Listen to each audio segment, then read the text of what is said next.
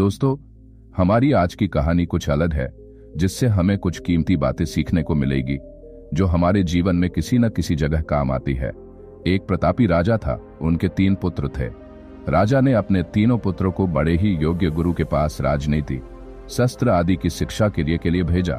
जब उनकी शिक्षा पूर्ण हुई तो राजा जी ने सोचा कि क्यों न मैं खुद इनकी परीक्षा लूं और इनको कोई शिक्षा दी जाए। इसी सोच के चलते राजा जी ने अपने पुत्रों को अपने पास बुलाया। राजा जी ने अपने पुत्रों से कहा कि हमारे राज्य में नाशपाती का कोई भी पेड़ नहीं है। आप पड़ोसी राज्यों में 4 महीने के अंतराल में जाएं।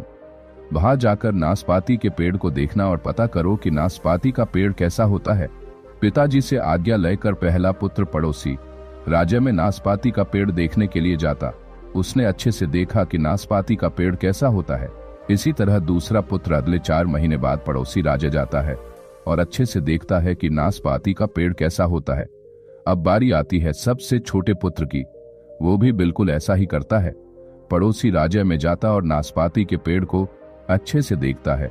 जब तीनों पुत्र नाशपाती के पेड़ को देख आते हैं तो राजा जी अपने तीनों बेटों को दरबार में बुलाते हैं और सबसे पहले अपने बड़े बेटे को पूछते हैं कि बताओ बेटा, तुम्हें नाशपाती पेड़ का पेड़ कैसा लगा। बेटा बोलता है, पिताजी, मैंने कई राज्य में नाशपाती के पेड़ देखे, परंतु सभी नाशपाती के पेड़ टेढ़े मेढ़े और सूखे दी हुए थे।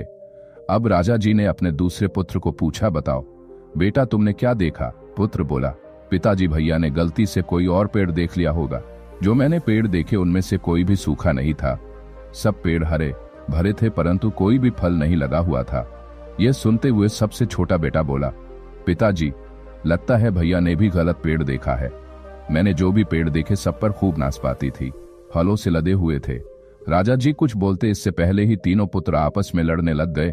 बोलने लगे कि तुम बोल रहे हो। दूसरा बोलता, तुम झूठ बोल रहे हो। ये देखकर राजा जी खुद बोलते हैं, पुत्रों, आपस में लड़ो नहीं। तुम में से कोई भी झूठ नहीं बोल रहा। जिसने जो देखा भी वो बोल रहा। मैंने ही तुम लोगों को जान बुझकर अलग अलग महीने में भेजा।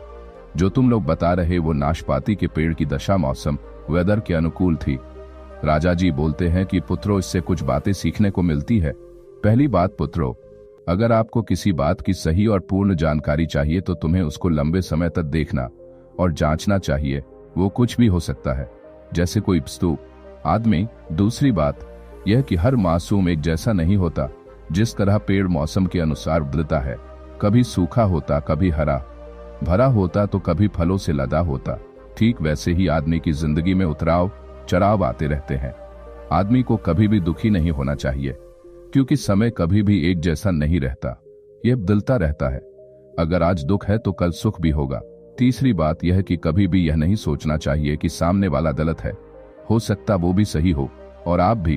कहने का मतलब आपके पास आधा अधूरा ज्ञान भी हो सकता। कोई भी आदमी इस दुनिया में संपूर्ण नहीं जिसके पास हर बात का ज्ञान हो।